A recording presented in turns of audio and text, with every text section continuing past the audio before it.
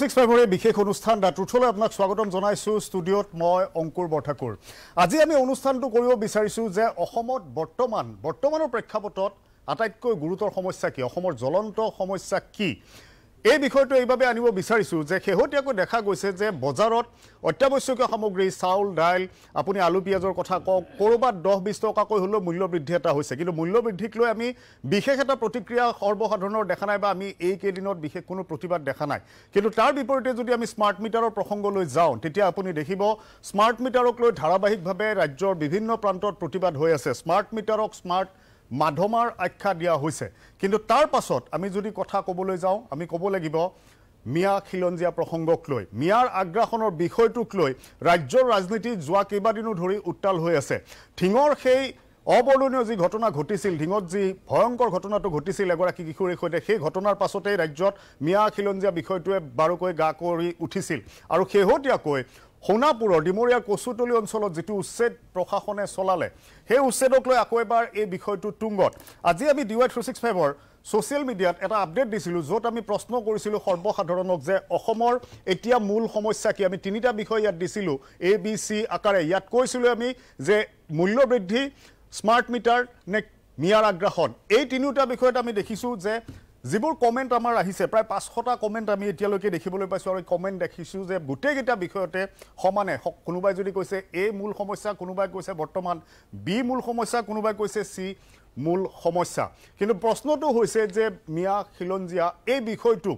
যেতিয়া হে তেতিয়াই শাসক বিৰোধী সকলো কিয় এই প্ৰসংগত জপিয়াই পৰে দৰাচলতে এই বিষয়টো কিয় এইদৰে উত্তপ্ত কৰি ৰাজ্যৰ সমাজ জীৱনত এনে ধৰণে সুমুৱাই দিয়া হৈছে যে এই বিষয়ৰ পৰা যেন আতৰি অহাটো এক প্ৰকাৰ অসম্ভৱ আজি আমি আলোচনা কৰিম এই প্ৰসংগতে মই কেইবাগৰাকীও অতিথিক ষ্টুডিঅলৈ আমন্ত্ৰণ কৰি আনিছো মই সকলোকে পৰিচয় কৰাই দিব ওলাইছো আমাৰ সৈতে প্ৰদেশ কংগ্ৰেছৰ জ্যেষ্ঠ মুখপাত্ৰ ইমদাদ হুছেইন ডাঙৰীয়া আছে আপোনাক আলোচনালৈ স্বাগতম জনাইছো আমাৰ সৈতে আছে ভাৰতীয় জনতা পাৰ্টিৰ মুখপাত্ৰ কমল কুমাৰ মেধি আপোনাক স্বাগতম জনাইছো আলোচনালৈ আমাৰ সৈতে আটাছৰ কেন্দ্ৰীয় সভাপতি বসন্ত গগৈ ডাঙৰীয়া আছে আপোনাকো আলোচনালৈ স্বাগতম জনাইছো আৰু বঙাইগাঁৱৰ পৰা পোনপটীয়াকৈ আমাৰ সৈতে এই মুহূৰ্তত সংযুক্ত হৈছে আমছুৰ সভাপতি ৰেজাউল কৰিম সৰকাৰ আপোনাকো আলোচনালৈ স্বাগতম জনাইছো মই প্ৰথমে কমল কুমাৰ মেধি আপোনাৰ ওচৰলৈ আহিছো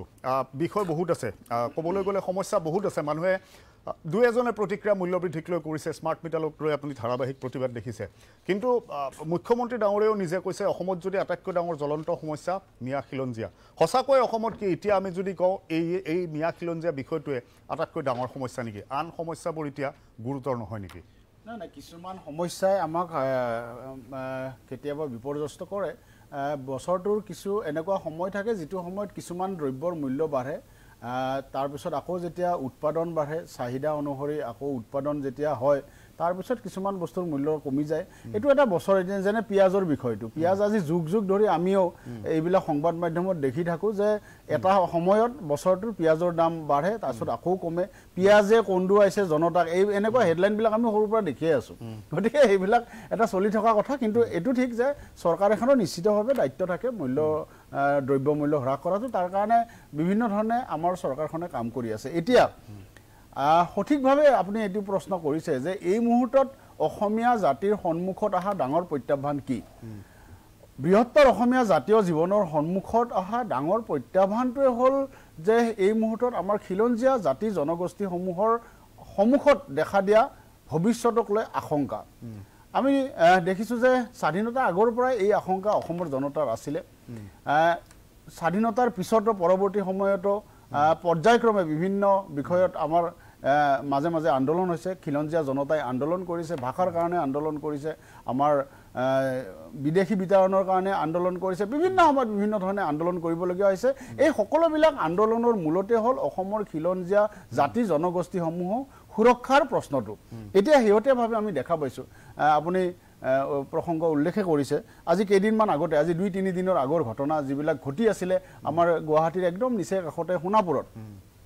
তাত ডেককে জনজাতি আবেষ্টনীৰ ভিতৰত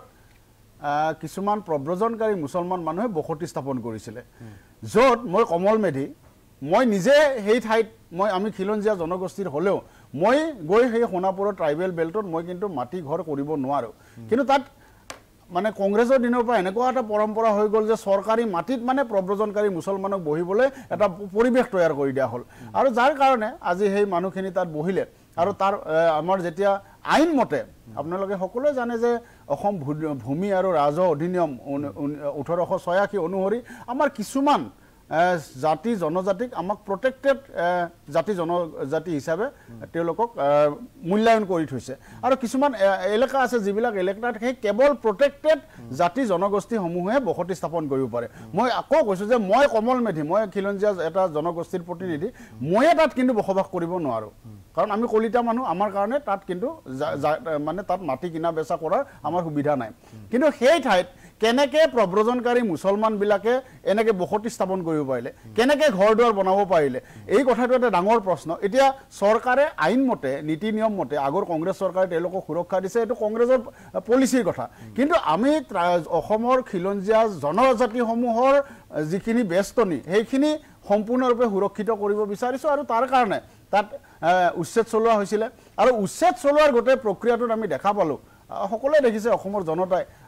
কংগ্ৰেছে যি ধৰণে জপিয়াই পৰিলে AIUDFে যি ধৰণে জপিয়াই পৰিলে গোটেই কথাটোত এটাই হ'ল যে ট্ৰাইবেল বেল্ট আৰু ট্ৰাইবেল ব্লক আৰু বেল্টখিনি সুৰক্ষিত কৰিব খোজাটোৱে যেন বিজেপি চৰকাৰে ডাঙৰ ভুল কৰিলে আৰু প্ৰব্ৰজনকাৰী মুছলমানৰ পক্ষত নথকাটোৱে যেন বিজেপি ডাঙৰ অপৰাধ হ'ল এনেকুৱা ধৰণে কংগ্ৰেছে তাত এটা পৰিৱেশ সৃষ্টি কৰিব বিচাৰিলে কংগ্ৰেছ UDFে আৰু আমি মুখ্যমন্ত্ৰী মাননীয় হিমন্ত বিশ্ব শৰ্মা ডাঙৰীয়াৰ পদক্ষেপক অসমৰ খিলঞ্জীয়া ৰাইজে ধন্যবাদ এইকাৰণে দিব লাগিব যে হাজাৰ প্ৰত্যাহ্বানৰ মূৰতো কিন্তু খিলঞ্জীয়া মানুহৰ স্বাৰ্থ সুৰক্ষিত জাতি মাটি ভেটি সুৰক্ষিত কৰিবৰ কাৰণে এই চৰকাৰখনে কাম কৰি আছে আৰু যিমানে কংগ্ৰেছ UDF বা অন্যান্য প্ৰব্ৰজনকাৰী মুছলমানৰ পক্ষত থকা যিমান অপশক্তিয়ে নাহক কিয় এইখন চৰকাৰে অসমৰ খিলঞ্জীয়া জনগোষ্ঠীসমূহৰ স্বাৰ্থ সুৰক্ষিত কৰিবই আজি মই দেখিলোঁ যে কংগ্ৰেছৰ সভাপতি ভূপেন বৰা আৰু বিৰোধী দলপতি দেৱব্ৰত শইকীয়া এখন সংবাদমেল দিছে তেওঁলোকে তাত কৈ আছে অসম চুক্তি ৰূপায়ণৰ কথা কৈছে ষষ্ঠ অনুসূচীৰ কথা কৈ আছে মানে হাঁহি উঠে দেৱব্ৰত শইকীয়াই প্ৰসংগক্ৰমে তেওঁ দেউতাকৰ নামো লৈছে যে আমাৰ মোৰ প্ৰয়াত পিতৃ হিতেশ্বৰ শইকীয়াৰ দিনত এনেকুৱা হৈছিলে আজি দেৱব্ৰত শইকীয়া ডাঙৰীয়াৰ মই শ্ৰদ্ধা সহকাৰে কৈছোঁ যে তেখেতৰ এই নৈতিক অধিকাৰেই নাই তেখেতৰ পিতৃ যে নাম লৈছে 1983 চনৰ আমি সৰু তেতিয়া কিন্তু সেই ইতিহাস আমি পঢ়িছোঁ অলপ মনত আছে আমাৰ 1983 চনত যেতিয়া অসমৰ খিলঞ্জীয়া জাতি জনগোষ্ঠীসমূহে একত্ৰিতভাৱে প্ৰব্ৰজনকাৰীৰ বিৰুদ্ধে আন্দোলন কৰিছিলে খিলঞ্জীয়া মানুহৰ স্বাৰ্থ সুৰক্ষিত কৰাৰ কাৰণে 6 বছৰ ধৰি যিটো আন্দোলন চলি আছিল সেই আন্দোলনৰ ভৰপূৰ সময় 1983 চনত সেই সময়ত হিতেশ্বৰ শইকীয়াই অসমৰ জনতাৰ বিপৰীতে গৈ পুলিচ মিলিটাৰী লগাই এখন চৰকাৰ গঠন কৰিছিলে অবৈধ চৰকাৰ বুলি যাক খিলঞ্জীয়া জনসাধাৰণে কৈছিলে তেওঁৰ আজি হিতেশ্বৰ শইকীয়া ডাঙৰীয়া ৰেফাৰেন্স দি আজি দেৱব্ৰত শইকীয়াই প্ৰেছ মিট দিয়া দেখিলোঁ মই অলপ আগতে সংবাদ মাধ্যমত ভূপেন বৰা ডাঙৰীয়াই গৰুখুটিত গৈ চোলা ফালি দিলে তেওঁ চাৰ্ট ফালি দিলে আজি খিলঞ্জীয়া ট্ৰাইবেল বেল্ট আৰু ব্লকখিনি সুৰক্ষিত কৰিবৰ কাৰণে যি ট্ৰাইবেল বেল্ট আৰু ব্লক সুৰক্ষিত কৰাটো আমি জানো যে কংগ্ৰেছ চৰকাৰে কৰিব লাগিছিলে তেওঁলোকে নকৰিলে সেইটো তেওঁলোকৰো নৈতিক দায়িত্ব আমি ৰাজনীতিৰ স্বাৰ্থত ৰাজনীতি কৰা কথা নহয় কংগ্ৰেছ AGP বিজেপি বুলি কোনো কথা নাই যিসমূহ আমাৰ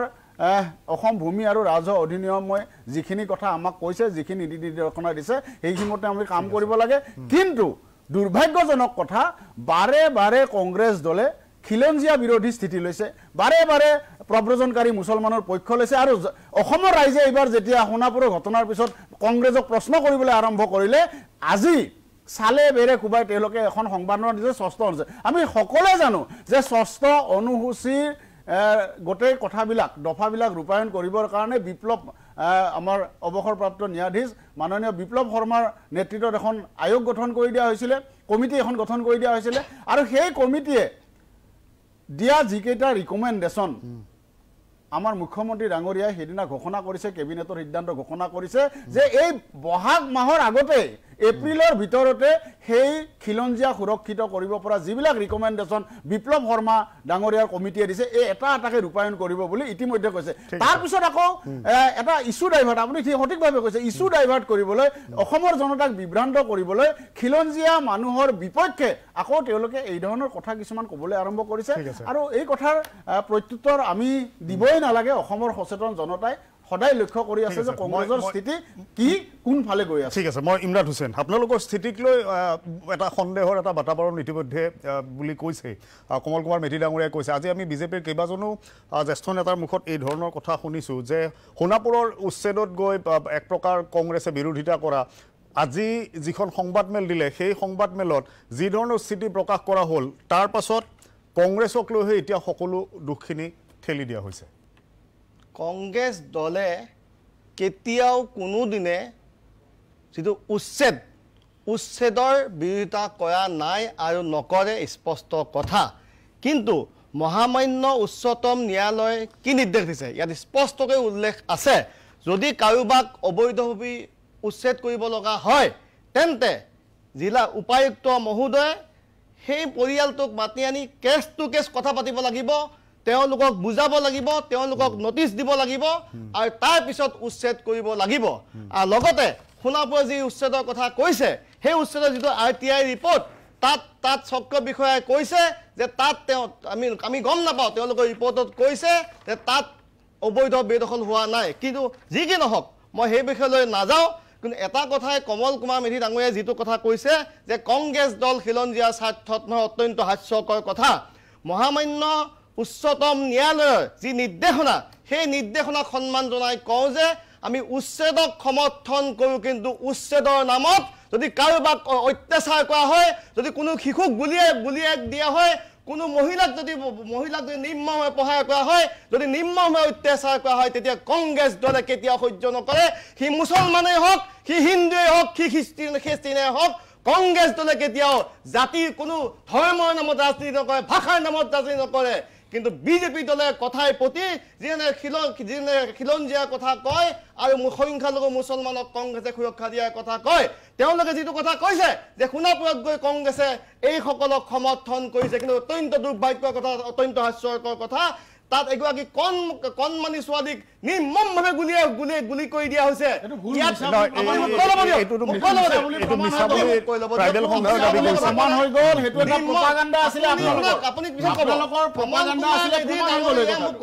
ঠিক আছে, কিন্তু বিষয়টো বিচাৰিছো ইমৰান হুছেইন, ট্ৰাইবেল সংঘই এই বিষয়ত এটা সংবাদমেল দিছিল, সংবাদমেলসমূহ সন্মুখলৈ আহিছিল। ঘটনাটো বেলেগ ফালে ক'ব লাগিব, ঘটনাটো গুলি তেওঁৰ সেই কিশোৰীগৰাকীৰ গাত লগা নাছিল। ইমৰান ডাঙৰীয়া মই মাজতে কৈছো আপোনাক, মাজতে কৈছো ঠিক আছে, এই যে আমাৰ পুলিচৰ মানুহ বাইজন মানুহ যে আক্ৰমণ কৰিলে, বাইজনকে যে লাঠি জোং লৈ আপুনি যে আক্ৰমণ কৰিলে, খিলঞ্জীয়া মানুহ এইবিলাক যে আক্ৰমণ কৰিলে, আমাৰ যে বিষয়া ক'বলৈ দিয়ক। ঠিক আছে, বহুত সময় লৈছে, আপুনি বাৰে বাৰে কৈছে যে আপোনালোকৰ বিজেপি চৰকাৰখন খিলঞ্জীয়াৰ চৰকাৰ। যেতিয়া অসমৰ বিধানসভা নিৰ্বাচনত অসমৰ ৰাইজে এজন জনজাতীয় নেতা সৰ্বানন্দ সোণোৱাল ডাঙৰীয়াৰ মুখখনৰ ফালে চাই ভোট দিছিলে, তাৰপিছত কি কৰিলে এই হিমন্ত বিশ্ব শৰ্মা ডাঙৰীয়াই দিল্লীত গৈ দৰ দাম কৰি এজন জনজাতীয় নেতাক মুখ্যমন্ত্ৰী আসনৰ পৰা অপসাৰণ কৰি তাৰপিছত হিমন্ত বিশ্ব শৰ্মা ডাঙৰীয়া মুখ্যমন্ত্ৰী হ'ল। এয়াই নেকি বিজেপি দল আৰু চৰকাৰৰ জনজাতীয় প্ৰীতি? 2 নম্বৰ কথা, যেতিয়া শিলশাখত উচ্ছেদ হৈছিলে, শিলশাখত উচ্ছেদৰ সময়ত সেইসকল মুছলমান সংখ্যালঘু নাছিলে, তাত যেতিয়া পৰীক্ষা চলি আছে কণ ছাত্ৰ ছাত্ৰীসকলৰ, সেই সময়ত অত্যাচাৰ কৰি নিৰ্মমভাৱে তাৰ পৰা আপোনালোকে পঢ়াই কৰি উচ্ছেদ কৰিলে। এইটো আপোনালোকে খিলঞ্জীয়াৰ পক্ষত নেকি? আৰু যোৱাকালি আপুনি গোৱালপাৰা যিখন লক্ষীপুৰত এখন আঞ্চলিক ভূমি অধিকাৰ সুৰক্ষা দাবী মঞ্চই তেওঁলোকে চৰকাৰ বিৰুদ্ধে ধৰ্ণা দিছে, আৰু ধৰ্ণা দি তেওঁলোকে কি কৈছে, তেওঁলোকৰ ৰাবাৰ বাগান উচ্ছেদ কৰা আছে। সেইসকল খিলঞ্জীয়া মানুহক আপোনালোকে ভূমি পট্টা দিয়া নাছিলে। আপোনালোকে বাৰে বাৰে কয় আপোনালোকে খিলঞ্জীয়া চৰকাৰ, খিলঞ্জীয়া সমৰ্থক। আপোনালোকে আমাৰ প্ৰয়াত গোপীনাথ বৰদলৈ ডাঙৰীয়াই ট্ৰাইবেল বেল্টৰ যি ব্যৱস্থা কৰিছে আপুনি সেই কথা শলাগ ল'ব লাগিব। আজি বাৰে বাৰে আপোনালোকে মিছলিড কৰিছে। আজি এই মুহূৰ্তত এটাই কথা, অসমৰ ডাঙৰ সমস্যা ডাঙৰ সমস্যা কেৱল এই উচ্ছেদ নহয়, অসমৰ ডাঙৰ সমস্যা আছে মূল্য বৃদ্ধি, অসমৰ ডাঙৰ সমস্যা আছে আমাৰ সিন্ডিকেট। আপুনি আজি পিঁয়াজৰ দাম বৃদ্ধিৰ কথা কৈছে, আলু চব্জি দাম বৃদ্ধি কৰাৰ কথা কৈছে, এই বৃদ্ধি মূলতে হৈছে সিন্ডিকেট। আজি ব্ৰইলাৰ মুৰ্গী আপুনি যদি ৱেষ্ট বেংগলত 90 টকা 95 টকা দাম, আৰু আজি অসমত সেই ব্ৰইলাৰ মুৰ্গী আমি খাব লাগে 150 টকা 200 টকাত। আপুনি চাওক মই কৈছো স্পষ্ট ভাষাৰে কৈছো মঞ্চত যে এইখন চৰকাৰ সিন্ডিকেট এখন চাওক যদি ৱেষ্ট বেংগলৰ পৰা যদি বয়লাৰ গাড়ী আহে সিন্ডিকেট ক'ত চলিছে 3000 কেজি বয়লাৰ সিন্ডিকেট ক'ত চলিছে ডাঙৰীয়া বুজাই দিয়ক ক'ত সিন্ডিকেট চলিছে 3 লাখ টকা ইনভেষ্টমেণ্ট ক'ত চলিছে দেখাই দিয়ক যেতিয়া শ্ৰীৰামপুৰ বক্সিয়া গাড়ী আহে এখন গাড়ীয়ে 38000 কেজি সিন্ডিকেটৰ কথা কৈছে আপুনি এই বহুত বলা লাগে কংগ্ৰেছৰ সিন্ডিকেটৰ কথা আপুনি কৈছে যে চাহিদা নহয় মূল্য বৃদ্ধি আপোনালোকৰ একমাত্ৰ সিন্ডিকেটৰ হবে আছে ঠিক আছে আপোনালোকৰ বিষয় চলিছে লোকসভা নিৰ্বাচনত মুখ্যমন্ত্ৰী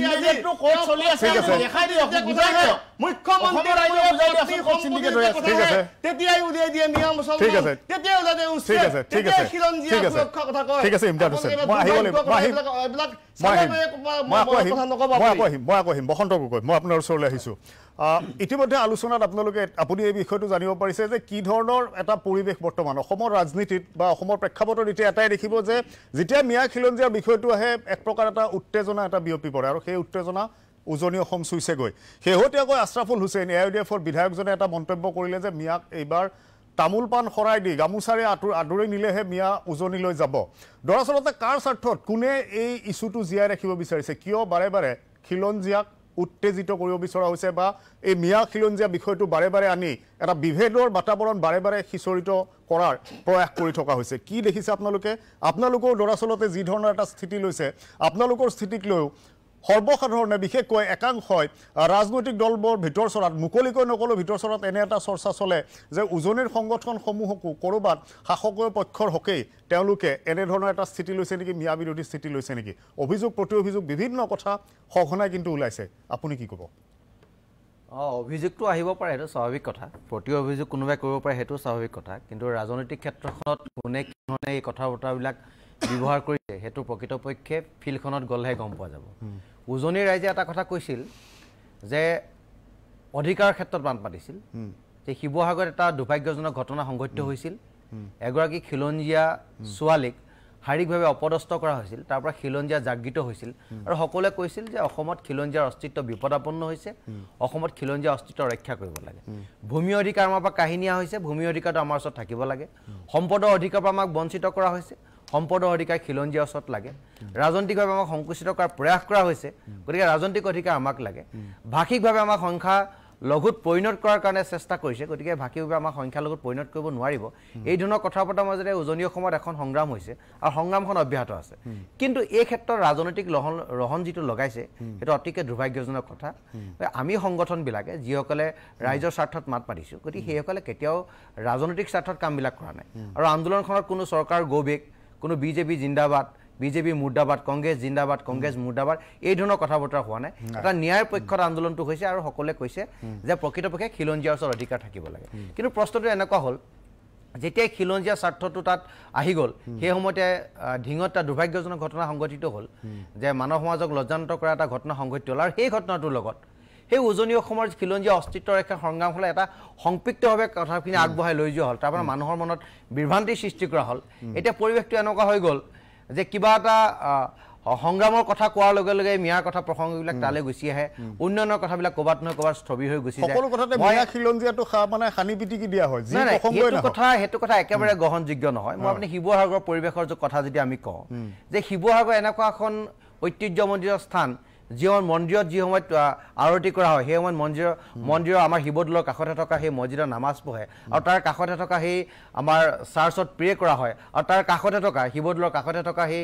বুদ্ধ বিহাৰত মংসকলে তাত প্ৰাৰ্থনা কৰে গতিকে এনেকুৱা এটা সুন্দৰ পৰিৱেশৰ মাজত শিৱসাগৰখন আছে আৰু তাতকৈ ডাঙৰ কথা য'ত আমি শিৱদৌলৰ দেৱীদৌলত য'ত আমি পূজা অৰ্চনা কৰোঁ দেৱী পূজা কৰোঁ সেই সময়ত যে অষ্টমীৰ ছাগলী দৌলাৰ পৰিয়ালৰ ফেমিলিলৈ দিয়া হয় আৰু ইমান সম্প্ৰীতি আৰু সমন্বয়ে সেই জেগাটুকুৰাত বসবাস কৰি থকা যে সকলোবিলাক মানুহ তাত এই বিভেদৰ কথা নাহে ধৰ্মীয় উন্মাদনাৰ কথা নাহে এই কথা বতৰাবিলাক নাহে আৰু উজনি অসমত এই ধৰণৰ কথাবিলাকে স্থানো নাপায় কিন্তু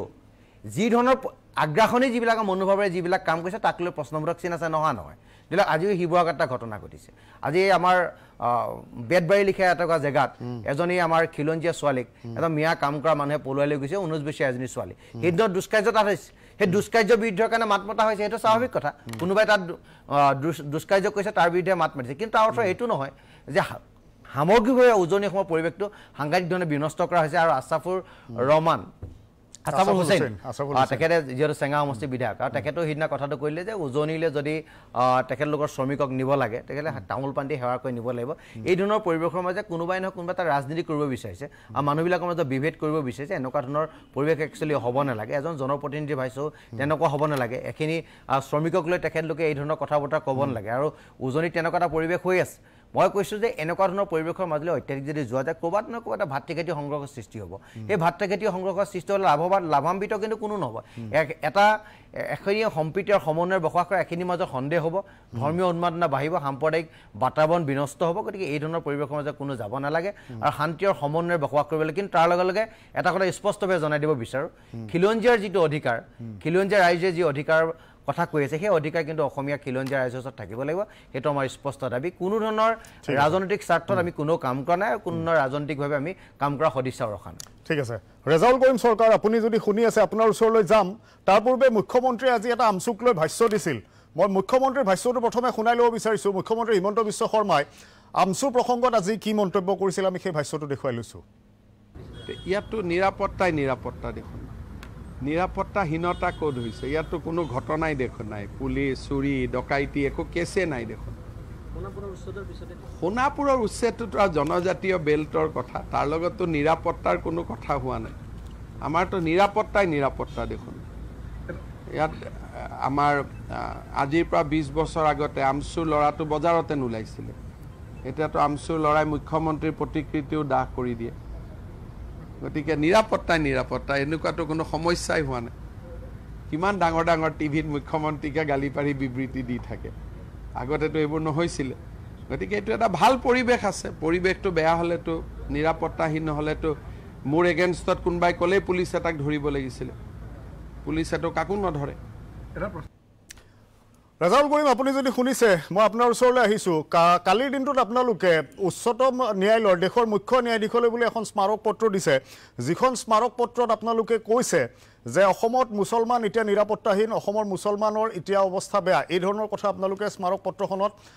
উল্লেখ কৰি দিছে তাৰ পাছত আৰু শেহতীয়া যিবোৰ ঘটনা ঘটিছে যিবোৰ ৰাজ্যত ঘটনা ঘটিছে তাক লৈ আমচুৰ বক্তব্য আছিল আৰু আমচুক বাৰে বাৰে এই ধৰণে কোৱা হৈছে যে অসমত এই যিটো সাম্প্ৰদায়িক মেৰু বিভাজন এটা যি উত্তেজনা এই উত্তেজনা বিয়পোৱাত আমচুৰো এটা মুখ্য ভূমিকা আছে আপোনাৰ প্ৰতিক্ৰিয়া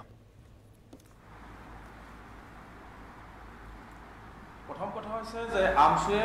কেতিয়াও সাম্প্ৰদায়িক উত্তেজনা বৃদ্ধি নকৰে আপোনালোকে শেহতীয়াভাৱে নামনিৰ পৰা উজনিলৈকে যি এটা পৰিৱেশ গঢ় দিবৰ কাৰণে হিমন্ত বিশ্ব শৰ্মা ডাঙৰীয়াৰ চৰকাৰ আৰু তেওঁৰ কিছু দলীয় নেতাকৰ্মীয়ে চেষ্টা কৰিছিলে আমচুৱে কিন্তু অহৰহভাৱে নামনি আৰু উজনি নহয় এটা অসম কৰিবৰ কাৰণে এক অসমীয়া জাতি হিচাপে ৰাখিবৰ কাৰণে অহৰহভাৱে শেহতীয়াভাৱে কিন্তু প্ৰচেষ্টা অব্যাহত ৰাখিছে আজিও ৰাখিছোঁ আৰু ভৱিষ্যতেও ৰাখিম গতিকে আমচুৱে কেতিয়াও উত্তেজনা বৃদ্ধি নকৰে আমচুৱে কেতিয়াও সাম্প্ৰদায়িক কথা বতৰাত বিশ্বাসী নহয় আমচুৱে যদি কোনো জনগোষ্ঠীৰ ক'ৰবাত অসুবিধা হৈছে আমচুৱে সদায় কথা পাতি আলোচনাৰ জৰিয়তে সেইখিনি সমাধানৰ ৰাস্তা বিচাৰে লাঠিৰে নহয় কাজিয়াৰে নহয় ৰক্তপাতেৰে সমস্যাৰ সমাধান নহয় হিংসা বিদ্বেষেৰে সমস্যাৰ সমাধান নহয় গতিকে আমি বুজি পাওঁ এটা দায়িত্বশীল ছাত্ৰ সংগঠনৰ নেতা হিচাপে আমি এইখিনি কথা বুজি পাওঁ যে আমি কেতিয়াও হিংসা বা হত্যা বা ৰক্তপাত কৰি কোনো সমস্যাৰ সমাধান কৰিব নোৱাৰোঁ আজি বসন্ত গগৈ ডাঙৰীয়া ইয়াত আছে তেখেতে এটা কথা কৈছে যে আজি আমাৰ উজনি অসমৰ ভূমিৰ কথা আছে আজি খিলঞ্জীয়াৰ অস্তিত্ব ৰক্ষাৰ কথা আছে তেওঁৰ লগত ময়ো একমত যে আজি শিৱসাগৰত তেওঁলোকৰ ভূমিৰ অধিকাৰখিনি থাকি তিনিচুকীয়াত তেওঁলোকৰ ভূমিৰ অধিকাৰ থাকিব লাগিব আজি ডিব্ৰুগড়ত তেওঁলোকৰ ভূমিৰ অধিকাৰ থাকিব লাগিব ইয়াতে মই এতিয়াও কথা নকওঁ যে ধুবুৰীৰ পৰা যায় কোনোবাই যায় তাতে ভূমি ক্ৰয় কৰি সেইখিনি মানুহৰ ভূমি শেষ কৰি পেলাওক তেওঁলোকে থাকিবলৈ ঠাই নাথাকক তেনেকুৱা পৰিৱেশ হ'ব নালাগে এইটো আমি বিচাৰোঁ যে তেওঁলোকৰ যিখিনি অধিকাৰ সেইখিনি অধিকাৰ ইনটেক্ট থাকক কিন্তু আমি বিচাৰিছোঁ যে অসমখন এনেকুৱা হ'ব নালাগে যে এখন চৰকাৰ কেৱল খিলঞ্জীয়াৰ চৰকাৰ আৰু যাক খিলঞ্জীয়া বুলি নকওঁ যাক খিলঞ্জীয়া বুলি নধৰে সেই অকল মানুহক বাদ দি অসমখন চৰকাৰ নেকি অসমৰ চৰকাৰ নেকি আচলতে মই ভাবোঁ যে অসমৰ প্ৰত্যেকটো জাতি জনগোষ্ঠীৰে সমস্যা আছে প্ৰত্যেকটো জাতিৰেই সমস্যা আছে প্ৰত্যেকটো জনগোষ্ঠীৰ কাৰণ ক্ষুদ্ৰ জাতি জনগোষ্ঠীৰ সমন্বয় কিন্তু এটা বৰ অসম গতিকে প্ৰতিটো জাতি জনগোষ্ঠীৰ সমস্যাখিনি কেনেকৈ সমাধান কৰিব পৰা যায় তাৰ কাৰণে কিন্তু চৰকাৰে আগভাগ ল'ব লাগিছে কিন্তু চৰকাৰে দেখিছোঁ যে সদায় হিংসা বন্দুকৰ গুলী বন্দুকৰ বা পুলিচৰ লাঠি আৰু সাম্প্ৰদায়িক কথা বতৰাৰে সমস্যাখিনি সমাধান কৰিব বিচাৰে এইটো কিন্তু সমাধান নহ'ব আজি মুখ্যমন্ত্ৰী যিটো কথা কৈছে মই আপোনাৰ যিটো বাইট আপুনি দেখালে যে নিৰাপত্তাৰ কথাটো আজি মই মহামান্য উচ্চতম ন্যায়ালয়ৰ মুখ্য ন্যায়াধীশক কিয় লিখিব লগা হৈছে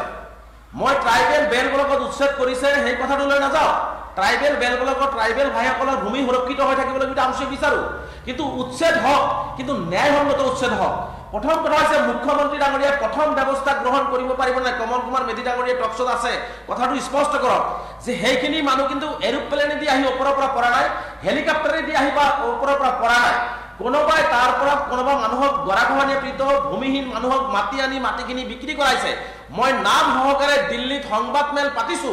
মুখ্যমন্ত্ৰীক মই চেলেঞ্জ কৰিছো যে সেইখিনি মানুহক সহজ সৰল যিবিলাক মানুহে ট্ৰাইবেল বেলবলক বুজি নাপায় যিসকল মানুহ মাটি কিনিলে সেইসকল মানুহক আপুনি বন্দুকৰ গুলিৰে তেজ বৈ দিলে কিন্তু যিসকল মানুহে ট্ৰাইবেল বেলবলকৰ মাটি বিক্ৰী কৰিলে যিসকল মানুহে চক্ৰান্তমূলকভাৱে মানুহখিনিক ইয়াতে লৈ আহিলে সেইখিনি মানুহৰ বিৰুদ্ধে মুখ্যমন্ত্ৰীৰ আৰক্ষীয়ে ব্যৱস্থা কিয় গ্ৰহণ প্ৰথমতে কৰা নহ'ল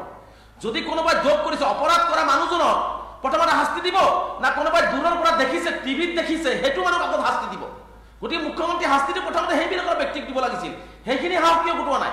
আজি ইয়াতে আমাৰ কি কয় বিজেপিৰ মুখপাত্ৰজনে কৈছে যে কমল কুমাৰ মেধিও মাটি কিনিব নোৱাৰে ময়ো বুজি পাওঁ মই ৰেজল্ট কৰিম চৰকাৰ ময়ো জেনেৰেল মানুহ ময়ো ট্ৰাইবেল বেলবিলাকত মাটি কিনিব নোৱাৰোঁ ময়ো তাতে মাটি অধিকাৰ মোৰ নাই কিন্তু সেই সোণাপুৰত আজি কমল কুমাৰ মেধি ডাঙৰীয়াই ক'ব পাৰিবনে সেই 150 ঘৰ যাক আপুনি মিয়া মানে কি মই নিজে বুজি পাই থকা নাই যাক আপুনি মিয়া বুলি তুচ্ছতাচ্ছিল্য কৰি এটা ট্ৰাম্প কাৰ্ড ইউজ কৰি সব টাৰ্গেট কৰি এই শব্দটোৰে অসমৰ আকাশ বতাহ কুলসিত কৰি যি ৰাজনীতি কৰিব বিচাৰিছে সেইসকলৰ বাহিৰে বেলেগ মানুহ আছেনে নাই ট্ৰাইবেলৰ বাদে সেইসকল মানুহ আছেনে নাই আৰু কমল কুমাৰ মেধি এইটোও চিয়ৰ কৰক আজি যে কাইলৈ বা পৰহিলৈ সেই মাটিখিনি ট্ৰাইবেল বেলবলকত থকা ট্ৰাইবেল ভাইসকলে পাবনে নে সেইটো ট্ৰাইবেল বেলবলক আঁতৰাই চৰকাৰে নীতি আনি নিয়ম আনি সেইটো কোনো বনিয়া গোষ্ঠীক দিয়াৰ ব্যৱস্থা গ্ৰহণ কৰিব সেই কথাটো ট্ৰাইবেল ভাইসকলক এটা মই ভাবোঁ লিখিত আকাৰে অসমৰ মুখ্যমন্ত্ৰী দিয়া উচিত তাৰপিছত মই আহোঁ যে নিৰাপত্তাৰ কথাটো কৈছে মুখ্যমন্ত্ৰী ডাঙৰীয়াই আজি নিৰাপত্তাৰ কথা যদি কৈছে আজি বিধানসভাত অসমৰ মূল্যবৃদ্ধিৰ কথা স্মাৰ্ট মিটাৰৰ কথা আজি শাক পাচলিৰ কথা খাদ্য সামগ্ৰীৰ কথা ঔষধৰ কথা কোনোবা বিধায়ক উত্থাপন কৰিলে তাক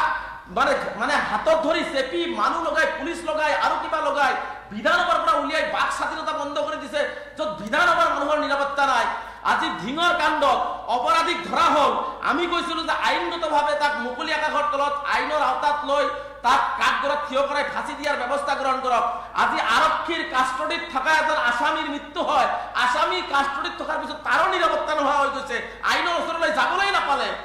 আজি উজনি অসমৰ বিজেপিৰ আজি শিৱসাগৰ জিলাৰ সভাপতি আজি উজনি অসমৰ 30টা জাতীয় সংগঠনৰ আন্দোলনৰ গয়না লৈ তেওঁলোকৰ নাম ব্যৱহাৰ কৰি কিছু দৰিদ্ৰ দুখীয়া শ্ৰমিক যিয়ে কাম কৰি খায় তেওঁলোকৰ ওপৰত যি ধৰণে নিৰ্মম অত্যাচাৰ চলালে তাক মুখ্যমন্ত্ৰীৰ নিৰাপত্তা ক'ত গৈছে যিজন মুখ্যমন্ত্ৰীয়ে অকপটে স্বীকাৰ কৰে যে উজনি অসমলৈ কোনো মানুহ গ'লে লেবাৰ গ'লে মই নিৰাপত্তা দিব নোৱাৰিম মই নিৰাপত্তাৰ দায়িত্ব নলওঁ আৰু আজি বঙাইগাঁৱত আহি মুখ্যমন্ত্ৰীয়ে ক'ব যে অসমত নিৰাপত্তা সুনিশ্চিত হৈ আছে সংখ্যালঘুসকলৰ আজি বন্দুকৰ গুলি দি কাৰোবাৰ বুকু ফালি দিয়াটো নিৰাপত্তা নেকি কোনোবা শিশুৰ ঘৰ ভাঙি দিয়াটো নিৰাপত্তা নেকি কাৰোবাৰ মাক ভনীসকল ঘৰ বাৰী ভাঙি ৰাস্তাৰ মুকলি আকাশৰ তলত এইটো এটা নিৰাপত্তা নেকি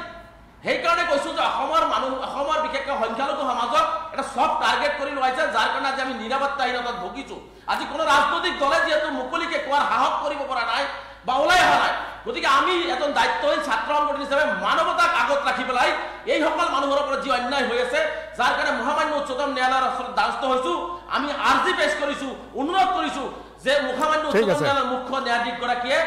নিজাববীয়াকৈ কেছ ৰুজু কৰি হ'লেও এই যে গুলি কৰাৰ যিটো প্ৰৱণতা মানে উচ্ছেদৰ নামত মানুহক খালী কৰি দিয়াৰ নামত আলোচনা নকৰাকৈ সমস্যা সমাধান একেলগে আলোচনা কৰিলে হৈ যায় সেইটো নকৰাকৈ যে গুলি কৰি দি মানুহক মাৰি খেদি পঠোৱাৰ যি প্ৰৱণতা মানুহক হত্যা কৰাৰ মুক্ত হত্যাৰ যি প্ৰৱণতা এইটো বন্ধ কৰি সংখ্যালঘুসকলক নিৰাপত্তা দিয়াৰ কাৰণে আজি আমি দাবী উত্থাপন কৰিছোঁ ঠিক আছে ৰেজাল্ট কৰিম আমি আকৌ আহিম এটা বিৰতি ল'ব লাগিব আমি আহিম আকৌ কমল কুমাৰ মেধি ইতিমধ্যে আপুনি শুনিছে যে চৰকাৰৰ বিৰুদ্ধে বা শাসক পক্ষৰ ওপৰতে বহু অভিযোগ ৰেজাল্ট কৰিম চৰকাৰেও আনিছে এতিয়া গোটেই কথাবিলাক আমি যদি কথা বতৰাবোৰ চাবলৈ যাওঁ এই কথাবোৰ আছে যে সমস্যা বহুত আছে মানুহৰ কিন্তু বাৰে বাৰে এই মিয়া খিলঞ্জীয়া এই বিষয়টোৰে মানুহৰ মাজত মানুহক সকলোকে যেন এতিয়া এটা ব্যস্ত কৰাই ৰখাৰ এটা বাতাবৰণ হৈছে প্ৰকৃতাৰ্থত এই যিবোৰ ইছ্যুৱে মানুহক সমস্যাত পেলাই দুৰ্দশাৰ মাজত ঠেলি দিছে সেই ইছ্যুবোৰৰ তুলনাত এতিয়া সকলোকে ভাবিবলৈ বাধ্য কৰা হৈছে নেকি যে এতিয়া আটাইতকৈ ডাঙৰ সমস্যা এয়াই খিলঞ্জীয়াৰ সুৰক্ষা আৰু মিয়াৰ আগ্ৰাসন আমি আলোচনা কৰিম বিৰতিৰ পিছতে